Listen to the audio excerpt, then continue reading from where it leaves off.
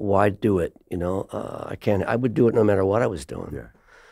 I've said before, if I was a plumber in Alaska, I'd still write songs because it's meaningful to me. You know, and for me, it inspires me. You know, and when I play shows, my hope is that, well, hopefully it'll inspire other people. But it starts here. You know, if it moves me and inspires me, maybe somebody else will dig it. But it's healing. Hey everybody, welcome to the Why Music Matters podcast. I'm your host, music journalist and musician Jeff Myers. Throughout my life in and around music, I've often asked myself the question, why does music matter? This podcast will attempt to answer that question with the help of musicians, members of the music industry, and music lovers like you. Today on Why Music Matters, I'm hanging out with my old friend, singer-songwriter and true believer in the power of rock and roll to lift our spirits and enrich our lives, the one and only Willie Nile. Praised by the New York Times as one of the most gifted singer-songwriters to have emerged from the New York scene, Nile was born in Buffalo, but moved to New York City decades back, where he launched a career that would eventually make fans of the likes of Bono from U2, Bruce Springsteen, Pete Townshend of The Who, and Lou Reed, many of whom Nile has shared the stage with over the years. Join us as Willie shares stories from a life that, in many ways, reads like a rock and roll fairy tale.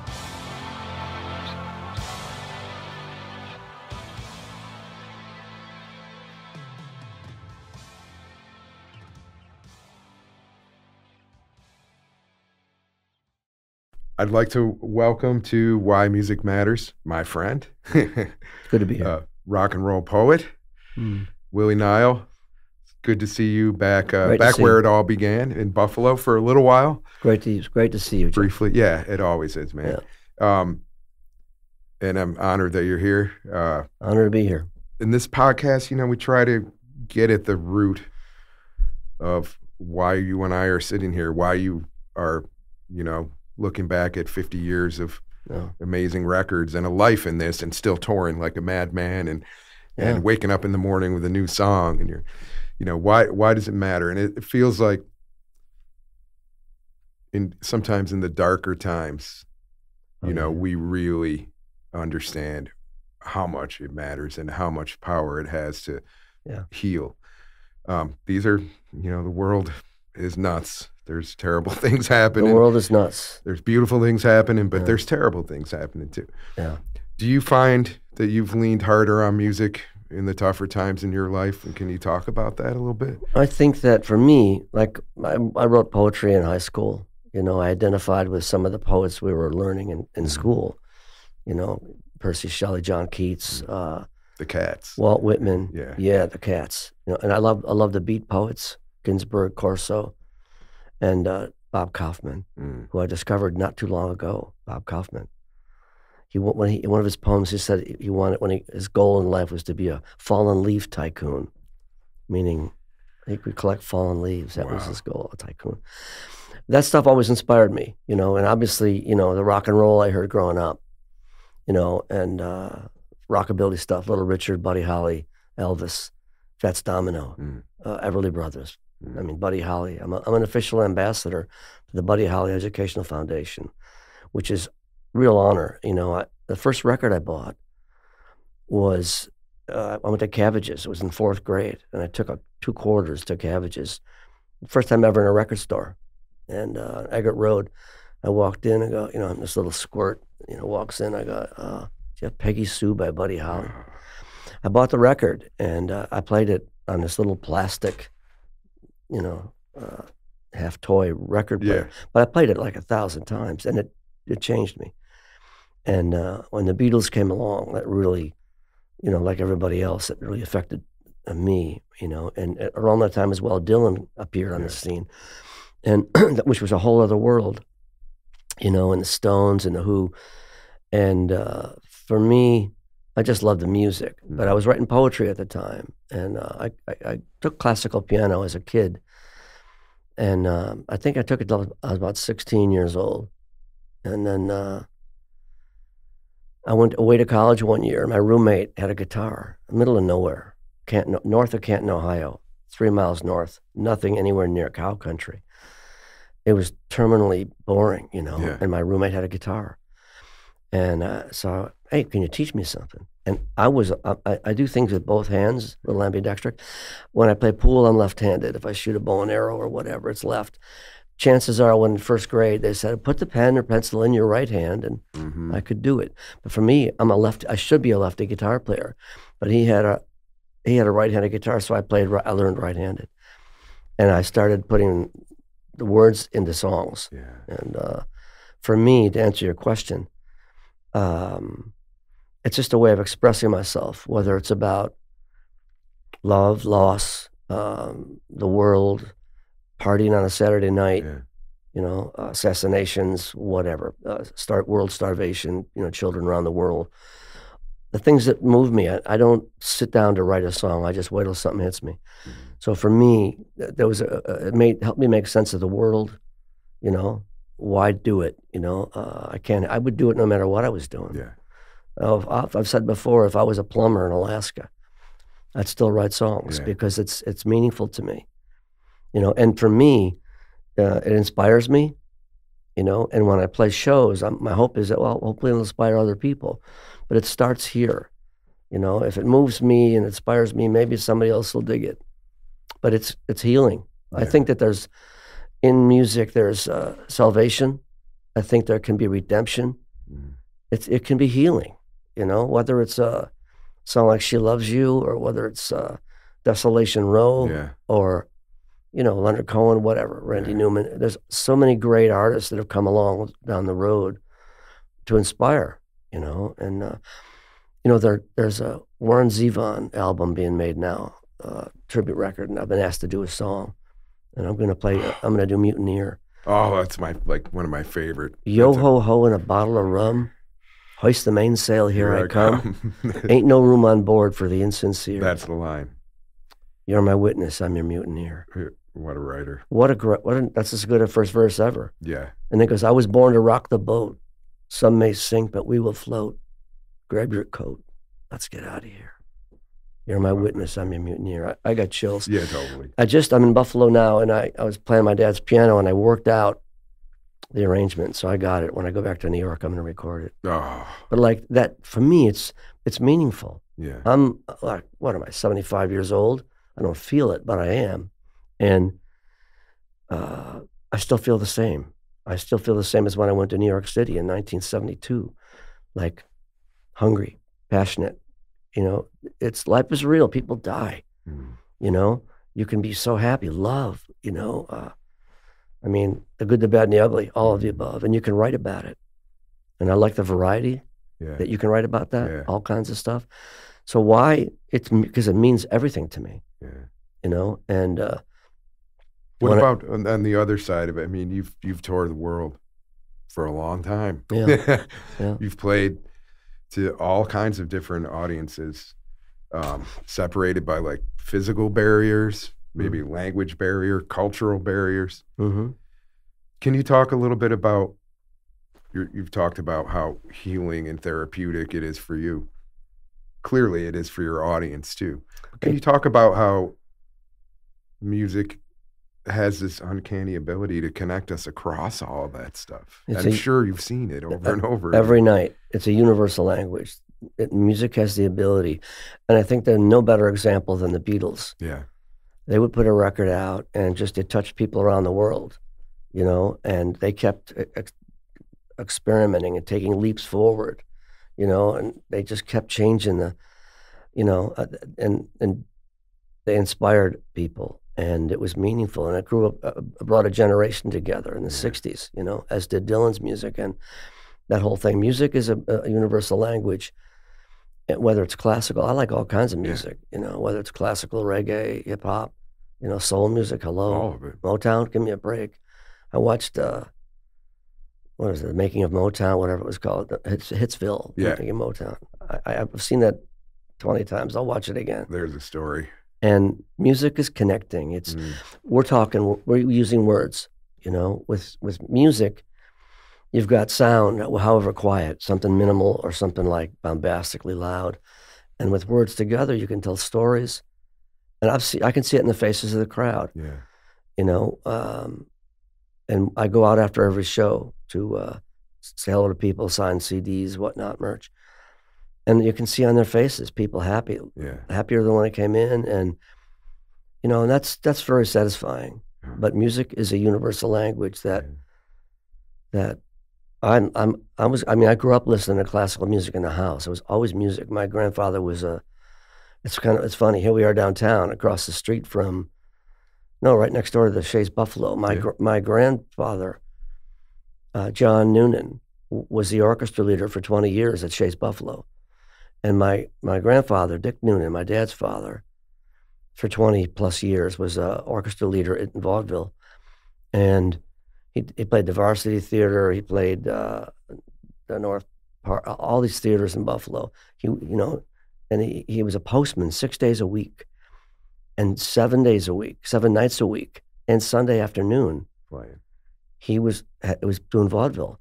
My father, that'll tell you, that's 106 in a couple of weeks, and he'll tell you stories. He says 6 acts of vaudeville. They show the movie, 6 acts of vaudeville, and they show the movie again. Guys would make elephants disappear. Comedians would come out. It's show business, man. Show business. And he put a tuxedo on, went there. So I heard ragtime piano and the old style stuff, boogie woogie in my home. My two of my uncles played great. My older brothers played. So there was always music around. And the early rock and roll, I saw Elvis when he was on TV in the 50s. My brothers had the TV on. So I saw what that unfold.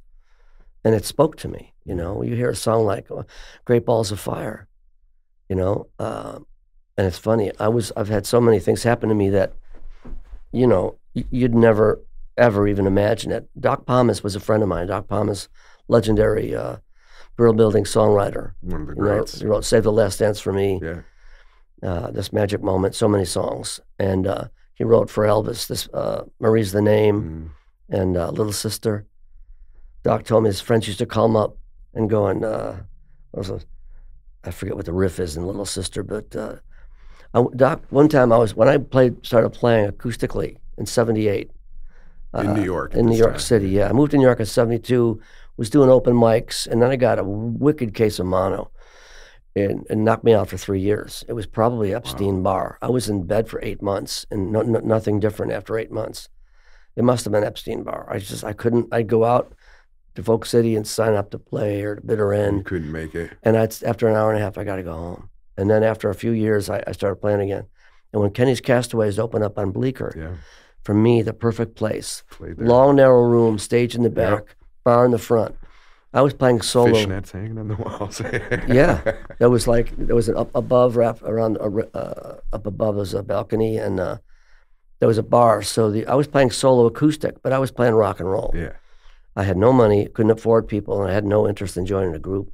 I just wanted to play my songs. I never did cover songs. I do now because it's fun. I never did that. Because you're a fan too. I'm a total fan, and so I started playing there, and Doc Pomus came every night, 6 nights a week. I go, hey, Doc, how come you're coming every night? He goes, I like what you're doing, kid. I like what you're doing.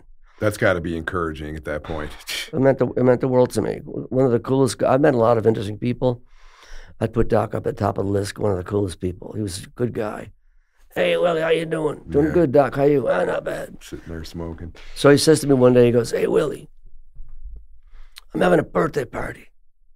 June 27th, or I think something like that. I want you to come. Okay, sure, Doc. So I went, West 72nd Street. And he was in a wheelchair. He had polio in his early 20s.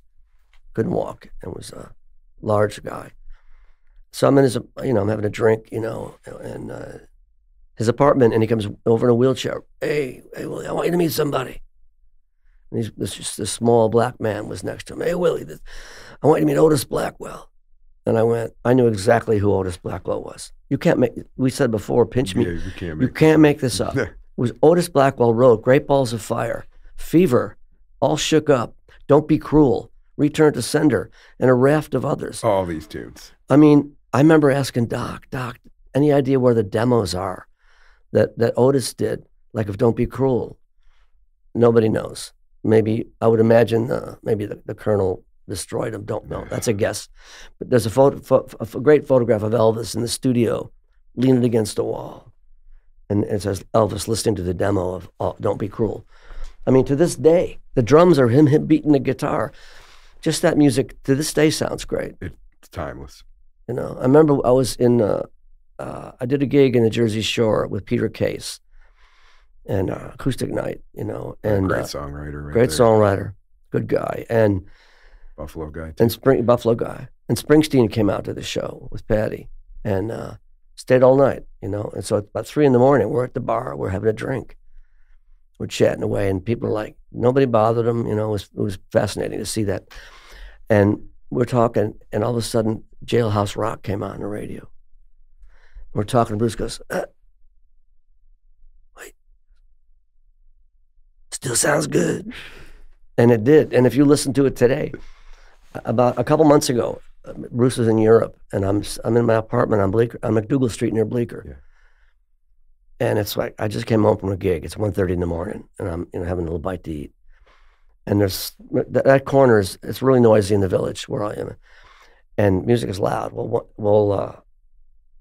I'm sitting up there, and all of a sudden, like, Jailhouse Rock came on somebody's car. It was like I was in the car, and it was blasting. It was so loud. So, like, this is 1:30 in the morning, and I'm listening to it going, man, it still sounds good. It's just... And then right after that, they played Born in the USA. Same level, loud, and it sounded great.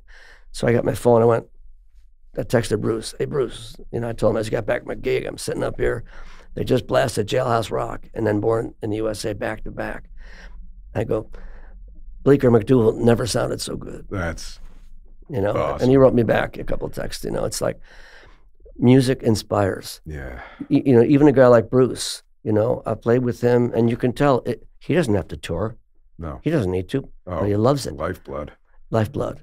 It's like the Bruce I see is the kid. I still see the kid that was 17 years old on stage at the Pony, whatever, you know, singing his heart out. You know, you don't fending off the darkness and a lot of it. Fending off the darkness. Well put. And like, you know, I don't phone it in my band.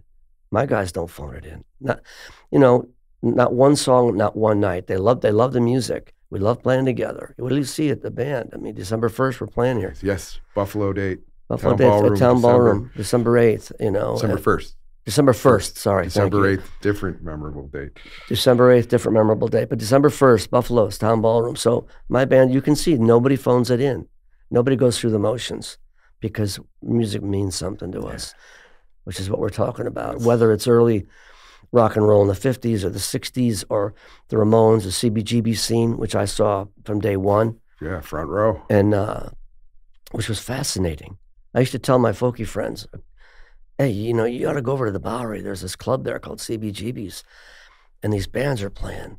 And the interesting thing about CBGB's, and Hilly Crystal deserves all the credit, back then, we're talking 74-ish, and you couldn't play in a club unless you played cover songs. Right. You couldn't play CBGB's unless you played original music. I mean, talk about a fertile... well, look at what came out. I mean, I played there two months before television walked into the door. I was looking every day. I'd pick up the paperwork and I'd play, and I see this ad in the Village Voice, CBGB and Omfug. Yep. Other music for underground gormandizers. And I liked the way it looked, so took my guitar, walked down Bleecker Street to the Bowery, and walked in the afternoon, and there was a woman behind the bar and 2 old guys at the bar.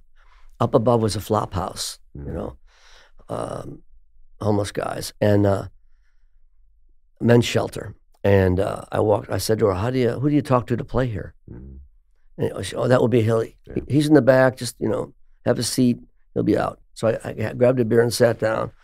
Well, about 20 minutes goes by, and I went, whatever. I walked up to the jukebox. Best jukebox. Yeah, I bet. Ever. That jukebox was so great. I'm looking at it, you know, great songs. And the last 2 songs, the last single was 2 songs by a guy named Hilly Crystal. And I thought, how many Hillys are there in the world? Yeah, that's... So I pumped $4 worth of quarters. That'll get him out. And I played the same song again and again. After about the 8th or 9th time with the same song played, out from the back comes this guy, beard, messed up hair. He clearly woke him up, all pissed off, looking, what the? And I walked up to him and I go, excuse me, are you Hilly? Yeah. I like your song. Tables turned, And buddy. he's just looking at me. Yeah. I go, how do you get to play here? He goes, oh, get on the stage, play something.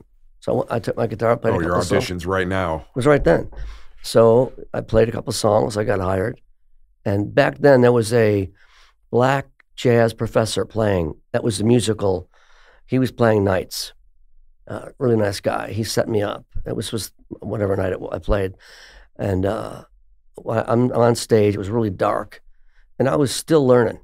You know, I'd never played in Buffalo on stage. I wrote in Buffalo songs, but I never got on stage until I got to New York to play. So I was still finding my way. So I go on stage to play. And while I'm on stage playing, it was dark. The lights were kind of blinding. A lot of people came in and sat down, you know, and I got really good response. And when I was done playing, I saw they were all Hell's Angels. Wow. The Hell's Angels were right around, their home was right around the corner. I'm glad I didn't know that when I was playing. Yeah, dude. But I was just carrying on, jumping up and down, jumping off the stage, goofing off. And anyway, there's something to be said. I said this before. There's something to be said for following your dreams. Yeah. It's nothing's easy, no matter what, you know. And you never know where they're going to lead. Yeah. And you just follow them, and I'm still doing that. Yes, you are. I want to read you this quote from Bono. I think he was talking about American Ride. I'm not sure, but he called it one of the great guides to unraveling the mystery that is the troubled beauty of America. I mean, this could apply to your entire body of work, to me, I think. Thank you. But I mean, first of all, that's got to blow your mind a little bit. But can you talk about what that statement means to you? The troubled beauty of America. Yeah. He's a real poet. Well. And that meant the world to me. You know, isn't there the famous book about Ireland called A Terrible Beauty, you know, by Leon Uris? Is that so? Oh. Yeah. And it just reminded me of that when he first said that. Very generous of him. I've been really lucky. You know, the people have given me support over the years. And what was your question? What did that mean? What does that mean to you? Well, you know, when my first record came out, it means the world to me in terms of its encouragement. Yeah. It means that, okay, you're on the right path, keep going. Like when I put a record out on Arista, you know, I was playing Kenny's Castaways, and to finish an earlier part of that story, the acoustic players, friends of mine, because I had a foot in both worlds, CBGBs and folk scene. Right. But I was playing rock and roll, all kinds of music. And one night, Robert Palmer, the New York Times critic, calls Don Hill, who was managing Kenny's Castaways at the time, and said, I'm going to come review the headliner. When does he go on? And he said, well, that's so-and-so, John McEndoe. He goes on at 9. And he says, but you should come earlier. You want to see the guy that's opening. So Don's no longer here. I've thanked him in the past, but without that. And so he came early. And what was it, 20 people in the audience? And I'm on stage that night, not knowing he was there, you know, legendary writer. And incredible writer. Incredible writer. I see this guy with little rimmed glasses on, like a studious looking guy. And he was really, I thought, well, he's really digging it. That's cool.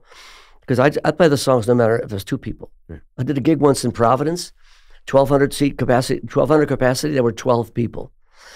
This was 91 when I was on Columbia Records. And full band on stage. I invited everybody on stage. It was a great night. You just play, you do your best no matter what. I've played to thousands. I've played to 12. So that night, I just did what I did. You know, for me, it's about the songs. It's not about the glory. Fame is never what was ever after. You want to be famous? Good luck. Yeah. You know, what did fame do for Michael Jackson? Nothing good. Whitney Houston, nothing good. For me, it's about, that won't get you there. You could be famous and all, nothing wrong, whatever. I don't judge people for that. But it won't get you to that deeper place. You know, the money, hell yeah. I'll take the money and run. Absolutely. Yeah, because then you can make art forever. You can make have money to finance. You can make art forever. You can finance things you want to do. You can help people. You know, never forget that. Build a women's shelter. You know, do civic duty. Civic duty. So I got signed to Arista, made the record. I'm answering your question about what a quote like that would mean to me. So I got signed to Arista Records and put a record out, my first album, and the reviews were just off the charts. I don't know who expected what, but like I didn't know what to expect. I just made the record as best I could. You know, you just control as much as you control, and that's it. And the reviews, they call me on the phone, oh, the LA Times, Robert Hilburn just put you on the front page of the entertainment section with this huge piece. You know, I think it's Willie Nile's debut hits the jackpot or something. And he's a tough cookie. He definitely is. And Clive Davis did an interview for the documentary about 3 weeks ago. And he said that. He called me on the phone the day before. Clive did. Clive signed me to Arista. And I hadn't talked to him in years. And he wanted to get some backstory about this documentary being made about me. And he said, well, said, Robert, you got the toughest critic there was, Robert Hilburn, Raven. So I got these reviews. And what it meant to me was it didn't ever went to my head. Yeah. I was, I wasn't 21. I think I was 27 or something like that. And I'd struggled for years in the Village for the album came out in the 80s. So for 8 years, I had 7.5 years, it was hard living. I had 2 kids, hard to feed them, and I was always broke. So I was just looking all that great press, Der Spiegel in Germany, the NME in London. It was it was right across the board, these great reviews. It meant, okay, I'm not crazy. I'm not sure about that. I may be crazy, but we're all crazy. You're not that kind of crazy. It just meant that it was encouraging to me. Okay, I'm going to carry on. But it never went like, I never, that was never my goal. But it encouraged me. So to get things like that from Bono, when he wrote me that, it meant the world to me. For American Ride, a song about a journey across America, looking for the good, the bad, and the ugly.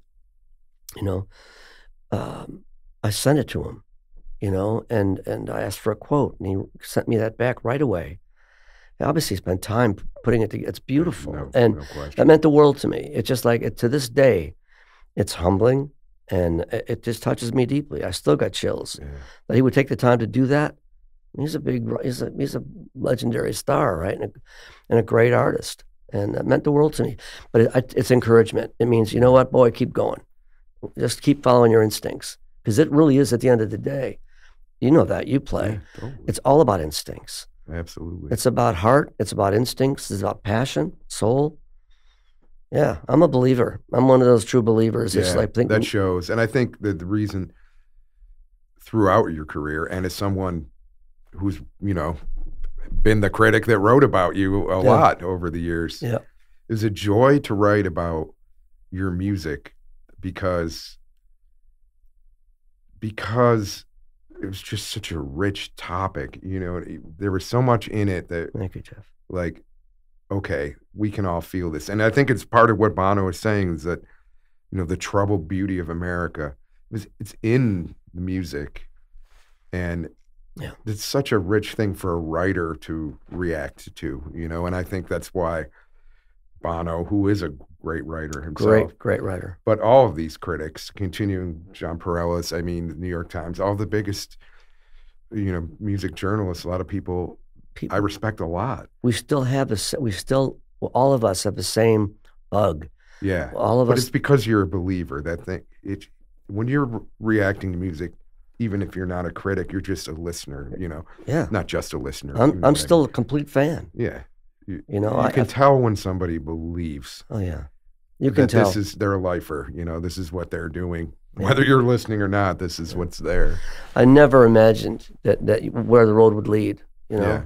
I remember one time my folks came down to visit. We were living in New York. On the 6th floor, walk up. And he said, how's it going? How you doing? I go, well, it's pretty rough. It's going. He goes, well, just believe in yourself, give it your shot. He says, you don't want to be 70 years old wishing, I wish I woulda. This is your dad? Yeah, my father, he was 106 in in the middle of November. He's doing great. Knock on wood. He's a great man. And he was encouraging, they were supportive, and they said, just give it everything you got, You could have said, New York what? At the time when you're doing that too, it's a different New York than today. It was tough. Yeah, it was tough. New York's gotten pretty rough these days. Yeah. After COVID, a lot of people got let out of mental institutions. Yeah. And there's a lot of crack, and Steve Earle lives around the corner from me we became good friends. And a great collaboration came out of that. Yeah. He sang on 2 of my tunes, Wake Up America and Blood on Your Hands. Blood on Your Hands. And Steve we were doing a photo shoot for something, I can't remember what, on the stoop. And he made a comment on McDougal about Washington Square Park. Have you seen it lately? This was a couple of years ago, 2 summers ago, or maybe last summer. I think it was last summer. He says, that was last June. I said, no, a year ago. No, he says, it's a complete crack, park, prostitutes, crackheads. And then later that day, I was coming down Fifth Avenue, walking through the park, and bench after bench of these guys, it got dangerous. So it's pretty funky now. But whatever, things change, get better and worse. Yeah. New York is still teaching me things. I wanted to ask, because I always felt like, you're from Buffalo, but I mean, New York City, your songs sound like New York City feels to me. You know what I mean? Like, I always felt like New York City was the fifth member of the band in a way. Oh, that's a cool way to put it. Yeah, I like that. I went to the University of Buffalo. I loved it. I love Buffalo. Buffalo has a thing. Anybody who is from here knows it. Yeah. Buffalo has a thing. It's a working class town. People are passionate. They love their bills. But neighbors can be neighbors. Like last winter, in the blizzard, my father and I and my brother for 3 days had no power. These 3 fingers are still numb. I took my glove off for 20 seconds. We had my phone needed charging. Or you went to your neighbors. I went to my neighbors, and Ramon, great guy. I didn't know him. And it was 80-mile-an-hour winds. It was blowing sideways, 8 degrees. And I had lousy gloves on. I shoveled on Friday. It was Friday, Saturday, Sunday. We got rescued by the fire department on Sunday. There's a 105-year-old man, and I was 74, Joe's 70. And it was cold, and it got colder. You could see your breath 3 feet away. I did I don't know if you saw it. I did a video, a little clip. Yeah. And of hey, it's Willie, it's Christmas Eve, I'm here with my dad. It's 37 degrees in the house. I go, but we're having I said, there's a fireplace, but it was a gas, which had no heat. We had no wood. One day, my brother chopped some stuff up. I said, Dad, we're going to chop up your bed tomorrow. Yeah. And because with wood there, you get heat, but with just a gas line, it was no heat. So we were freezing, and we were all sitting, Dad and I, around the fireplace, sleeping bags, dressed to go sledding, skiing. But we had wine. So Dad and I are sitting by the fireplace, Christmas Eve. Joey's in the basement, and we're having a glass of wine. And I did a video clip. I go, Dad, I told just to the fans, whatnot, here's what's going on in Buffalo. Dad, what do you got to say to people? And I showed the camera, and he goes, holds up his glass of wine, and goes, we're having a blast. Anyway, 2 nights later, it's on Inside Edition. Yeah. What the heck? I go, what? And they were doing an article about the blizzard. And then he go, meanwhile, this guy, I'm changing my name to this guy officially. Ladies and gentlemen, this guy. And anyway, the spirit of the neighbors. And during that, everybody, we were all in the same boat. Yeah. Nobody had heat. And nobody could come in or out. These drifts were huge. And the drive, it took me 10 minutes to walk one to my next door neighbors. The snow's so high. Anyway, I went to pick. I knock on the door with my phone, and I don't know. They don't know me, and they're looking out the door. It's in the evening. It's dark. There's this black figure outside their doorway. Finally, they open the door. Yeah, I go, hi. I live next door. My dad's 105, and my phone, the battery's dying. They had 3 cars, which were shoveled out. So I knew they got it going on here. Yeah. So I said, any chance could you charge this in one of your cars? And he goes, oh, we'll do it inside. No worries. Come back later. I went back later to get the phone and to thank him. I said, well, but what's your phone number? He goes, I'll give it to you later. No, I'll take it now. I took my glove off. Typed his phone number. It was 20 seconds. This is what? October. That was December. These 3 fingers still buzz. Numb. I'm okay. They're okay. They're not totally numb. I can play the piano and guitar. So I'm lucky. But it was life-threatening for Dad. Yeah. And we got rescued. He never complained. I did. My brother said, I was swearing away. He goes, that's not going to help. I go, I don't care. And he never complained once. He goes, take it as it comes. That's why he's 105, That's 106. Right. Yeah. But Buffalo, we're talking about New York. Yeah. So Buffalo, the sense of neighborliness here, every place has its good, bad, and ugly. But there really is a sense of neighborliness here. Yeah. And in New York, when I moved there, I mean, it's edgy. It's way different. Yeah. Nobody stares at you. You could walk down the street with a turkey on your head. Yeah, Nobody's going to think twice. Think anything. I remember once I was looking out my window. I used to sit in my fire escape, 6 flights up. You know, the streets below. I watched the world go by. Dylan lived 3 houses down, you know, just across the street. And I'd see on weekends his powder blue van would pull in front, and I'd go, here's Bob coming in, and I'd see him go in the house with the kids. And I'm watching, and one day all these people are staring at something, and I look, and it was this guy the size of a football player, 6'5", muscles, 260 pounds, dressed as a little baby. He had a little white thing on, like a little skirt to here, baby bonnet on, walking down the street, and I'm thinking, New York, you know, there's always something going on, and a sense of freedom there. Yeah. You could do whatever you want. People aren't going to be too, you know, bent out of shape. It's still teaching me. Yeah. You know, it's such a cosmopolitan city. Yeah. You see the poor, really poor people. You see rich people. You see everything in between, and it's a very fertile ground for a writer, I find. Yeah. You know, it still inspires the hell out of me. Yeah. I want to throw a few names at you and just get a quick reaction. Like, why does their music matter still, and probably will endure? The Clash.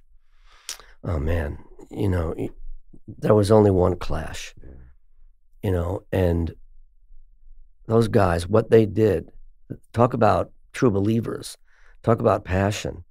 You know, you watch them play. They played. They opened for The Who. Yeah.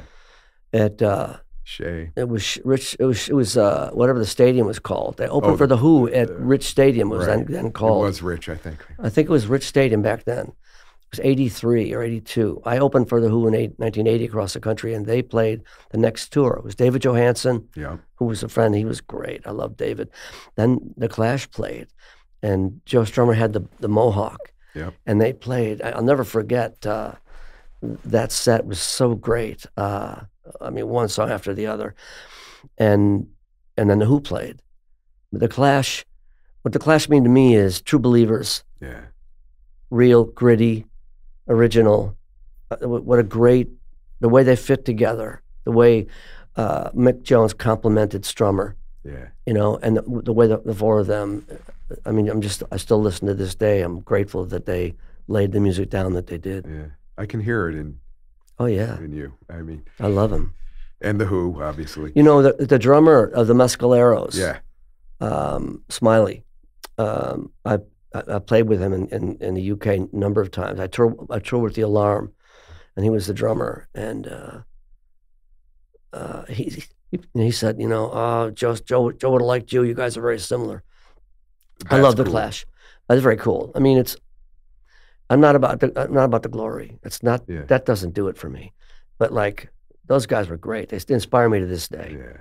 Come on. Should I stay or should I go? That one. When I saw him play that one, oh, hello. Yeah. Yeah. There's this kind of all the to which I would say, stay. Yeah. Please stay. Yeah. We were talking about New York, Patti Smith. Patti lives down the block from me. Patti Smith, true poet, you know, the high priestess of rock and roll. When I first moved there, there was a place called the Mercer Arts Center where the New York Dolls played. I was going to say, there's famous New York Dolls. The building collapsed, eventually collapsed, and she would play there when she was first stretching her legs with Lenny Kaye. Yeah. And I saw her play at Max's Kansas City. I read about her. And I went to Max's Kansas City to see her play with Lenny Kaye and Richard Soul on keyboards. And she was a lot of stream of consciousness. Yeah. And it was just amazing. She'd just be riffing. And it was just brilliant and passionate and inspired, just like fearless. Patti Smith, fearless, a true adventurer and the high priestess of rock and roll. Wow, that's very well said. James Brown. Oh my God. James Brown. There was only one James Brown. This kid who used to, in bare feet, as a kid, shining shoes in Macon, Georgia, and built up a career, a legendary, world famous, no one overmatched that. No. You know, you look at the early Michael Jackson clips, he's dancing, he's doing James Brown. Totally.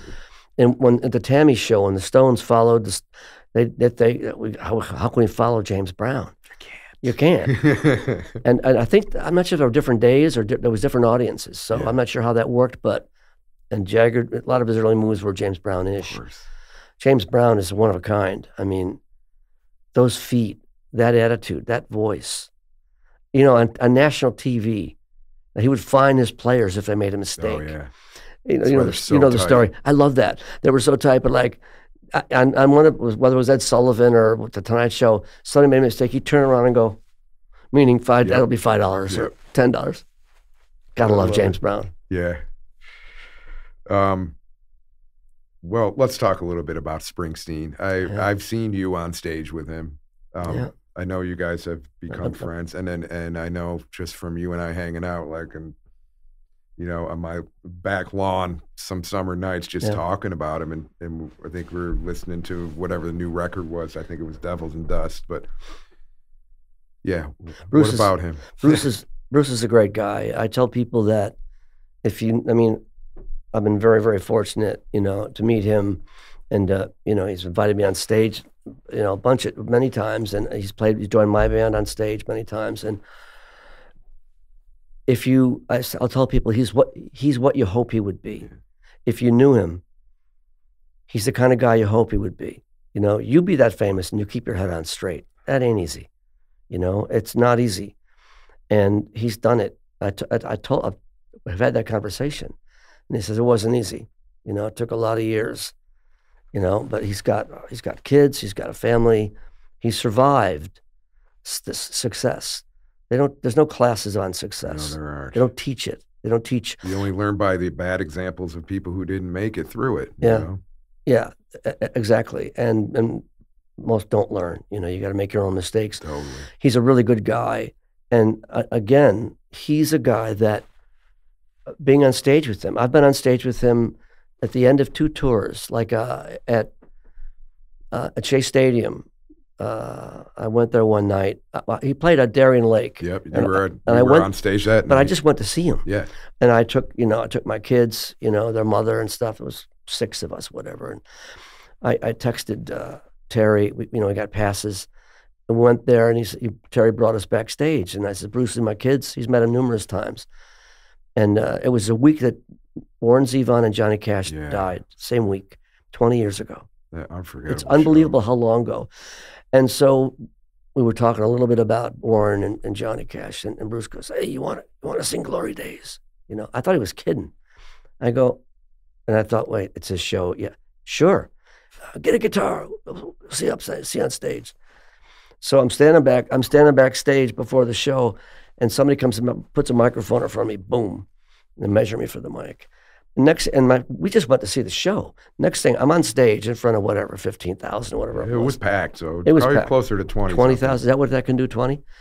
20,000 people going nuts. And they are, so what a loud band. I'll be on stage. Mm-hmm. So I'm up there playing Glory Days, you know, and it was so much fun. And I remember at the end of the song, they're doing a rave up. Mm-hmm. And I'm trying to gauge when's it going to end, you know? And he looks at me, and I go, and he goes, and I went, and he goes, and so I walk up to the microphone, and I went, oh, I screamed. So my face is on the big screen, you know, screaming, and Bruce goes, exactly. And I realized they're not going to end it. So I went, all right, so yeah, I walked off. And Terry McGovern, his trusted protector and assistant, great guy. He was smiling, and he didn't smile much. So it was really fun. So 2 weeks later, I go to, this is about Bruce, being on stage with him. I went to Shea Stadium to thank him for bringing me on stage. That was the first time I'd been on stage. He sees me, and he goes, you want to play Twist and Shout with Gary Bonds? I go, oh, sure. So I ended up on stage for half an hour with Gary. I don't know. Let me think about it. Yeah, wait, I'm not sure. I'm kind of busy later. So I got to play and extended into other songs. Oh, he comes off stage. Before that, he goes, hey, he comes running over. He's always thinking on stage. Come on up for Dancing in the Dark. It's in B flat. I'm going, I'm not Richard Thompson. I can't just go. I don't know how to play Dancing in the Dark. So All right, I go up there. I'm on mic with Nils Lofgren, one of the sweetest guys you're ever going to meet. And we're playing, singing. He's looking at my fingers, and he's going, and I go, the volume's off. I don't know the chords. Pretending, it was so much fun. But what you get, the sense you get, I did it at Giant Stadium. But both were like tour-ending things. And the Buffalo tour, I think, was an end. Anyway, he is like, he's just starting to tour out. His passion. There's no limit. It's limitless. It's bottomless. What drives him, whatever drives him is still driving him. And he means it. He does not phone it in. You don't need to do it. So for Bruce, a ton of respect, appreciation for his generosity and kindness to me, and joining my bands many times and bringing me up on stage. And for the great music that he's made. I mean, hearing Born in the USA that night at 1 a.m, it's like, what a masterpiece. It is. What a look at the underbelly of America in a way. And have you seen that clip? There's a clip with Bob Clearmountain on YouTube. It's 15 or 20 minutes. Go Google it. These two about recording it? No, yeah. He's got the master up in the faders, and these two guys are introducing him. If you put Bob Clearmountain in the studio talking about Born in the USA, it's so interesting because they solo his voice. And then they solo his guitars. There's the song. It's so raw and so like, whoa, screaming it. And he means it. And I respect Bruce because he means it. He's also a true believer. If you're going to follow people, I don't care for show-offs. I don't care for conceited people who think they're great. Who needs that? No. I like real stuff. And he's the real thing. And like I said, he's everything you hope he would be in real life. If I hung out at bars with him, and the way he handles it, but he wants to be a regular guy. Yeah. He'll ride around town on his motorcycle, show up, go behind the bar and serve drinks. I mean, I have a ton of respect for Bruce. He's a great man.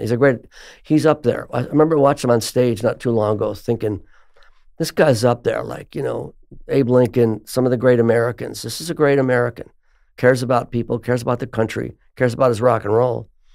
And it's inspired the hell out of a lot of people. I remember watching the Warren Zevon, the documentary they made about The Wind, the album he made when he was ill and dying. Yeah. And Springsteen comes into the studio and Warren goes, "You really are that guy." And that kind of is what you're saying, I think. Like, he's what you would hope he would be. He is that guy. My mother used to say, choose your heroes wisely. I think I chose wisely with him. Yeah.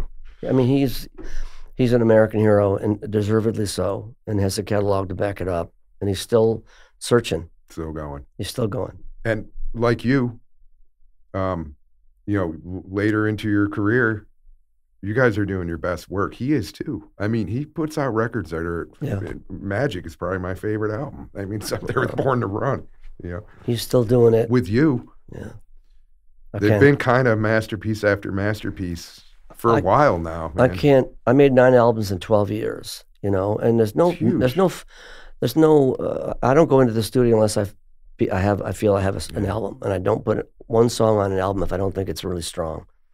They're not all singles, but they should be meaningful and something. It makes sense as an album. They work as collections together, and I have a body of work I'm really proud of. And maybe had I been in 1980 when my first record came out, had I been like I was like the next big thing, it was way overhyped. I knew I wasn't the next big thing. No, not really. They did that to Springsteen too. I mean, it's never fair. Well, but I just shook it off. I didn't take it seriously. Like, whatever, they have to say something. But I'm still learning, still searching, and it's easier now because I'm comfortable in the studio. I'm comfortable on stage. When I sit at the piano, I'm comfortable. I have nothing to prove. When I pick up a guitar, if an idea comes to me, after all these years, you kind of know when to pay attention and when to let it go. That's one thing that definitely gets easier. And I'm really proud of the work. And I mean, the Day the Earth Stood Still, that's one of my favorite albums. The last 2 albums, Day the Earth Stood Still, New York at Night. I love those records, And when I played Steve Earle every every year in December does a benefit for his son's school. His son is highly autistic, nonverbal. And Steve no longer tours from September to end of May. As a single parent, takes care of him. And that is high maintenance. It's incredible. And, you know, I admire Steve no end, and as a writer, as an artist, but as a father. A great American. A great American. He's had a rough ride. He's had a rough ride. Always been in a good place. He's had a rough ride. And, you know, so Steve does his benefit. And he calls me up one day in September. This is what, 2 years ago. Hey, Willie, what you doing on December 13th? And I said, I'm around. He goes, because he told me about the benefit. He goes, I've been asking Bruce. I finally got Springsteen. I know you guys are buddies. So it was Roseanne Cash. 3 guests were Bruce, Roseanne Cash, and myself. Again, good company, buddy. Again, one of those, what's wrong with this picture moments. And so I did 3 songs with the band. I think it was 3. And one of them was The Day the Earth Stood Still. And afterwards, Bruce said, man, that's a great song. Yeah. So it's not about getting a credit. It's just about, it's the work. I love the work. When I play that song live every night, December 1st, when I play here in Buffalo at the ballroom, I'll be playing that song and I'll be singing my little ass off. I love that song. You can tell in my voice, it still inspires me. It's meaningful to me. That song's about the lockdown. But you could read a lot of things into that. What is it? When the ABCs of logic meet the CEOs of greed and the SROs of loneliness, stand up and start to bleed. There comes a time for judgment, a time to pay the bill. And that is just the way it was the day the earth stood still. I mean, I wrote that and went, what? Oh, I didn't write it. It just came to me. I go, oh, thank you. That's the fun. That's the magic. And that's what I like about it. And I love playing. I've got one of the great bands. My band is now one of the best bands in the world. They're great. I wanted to ask you a bit about that because from the musician's perspective, your band is killer. I mean, killer. Thank you. Every time. Johnny Paisano, John Weber, and Jimmy Bones. Jumpin' Johnny Pie. Just rocking. But also, you know, great dynamics. Like, you know, everyone is playing for the one cause. Yeah. What does that mean? Can you talk a little bit about what it feels like when you know you got the right people on stage with you and it just, something happens that's bigger than the individual? That's it. You know, I've been very, very fortunate with the bands I've had since the beginning with J.D. Doherty and Fred Smith. Incredible. Fred Smith from Television, my favorite band back then. And Patti Smith's drummer, Jay Doherty, and Clay Barnes and Peter Hoffman. What a band.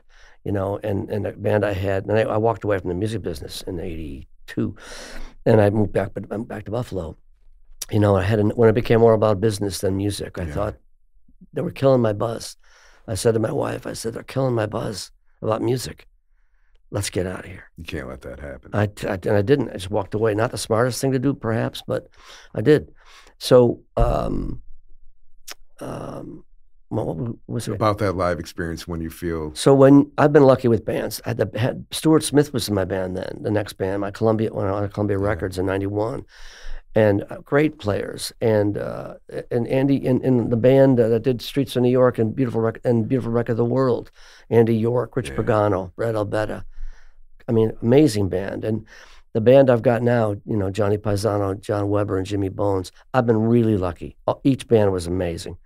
And this band is the longest band I've had, and it's just gotten better and better. And what does it feel like? It's like, you know, you're going on stage. They got my back. They know that I'm not kidding, because I'm not.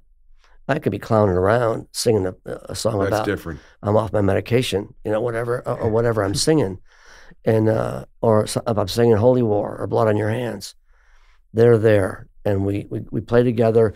We can move off each other, feed off each other. And like you say, the sum is way bigger, you know, than the parts. Yeah. And it's a feeling of unity. Like it's like a little gang up there. You got your guys, you know, and it's just a total blast. I highly recommend it. Although the journey can take 50 years, but I highly recommend it. I feel like if we could bottle that somehow and give it to everybody, the world would somehow be a better place. To get to have that feeling, because it's a feeling of connection. It's a feeling of being part of something bigger than yourself and being part of a continuum of stuff that matters. And you know what? That's really important. And here's your earlier question about what is it? Why? I mean, that connection on stage, I can see it extend to the audience. Yeah. You can tell they're feeling it. They know we're not kidding. They know these guys, they're not kidding. We got nothing to prove. We're just playing our asses off. And you can see they feel it, you know, and so it's a shared, it's a connection. Yeah. Music can be connecting, whether it's on the radio, you know, whether it's online, whatever, in the airwaves. A song like Satisfaction, you know, a song, All You Need Is Love, whatever the song is, whatever the era is, you know, Sheena's a punk rocker, whatever, you know, London Calling, People Who Died. Yeah. I mean, the way songs connect, like that's a good example. Jim Carroll's masterpiece. I saw Jim Carroll play Buff State. It was amazing. And I was friends with Jim, not close friends, but we were friends. We would swap albums and stuff. Great poet. Great poet. And that song, People Who Died, for me, it's one of the great songs in the canon of rock and roll because it's about death, a taboo subject. No one wants to talk about it. Well, I don't blame them. It's death is scary and all that stuff. But I was going to tour Spain one summer in Italy, and I had a Spanish guitarist at the time. I had a local band in Spain. And I said, let's do People Who Died. And he said, yeah, I don't know if it's too heavy.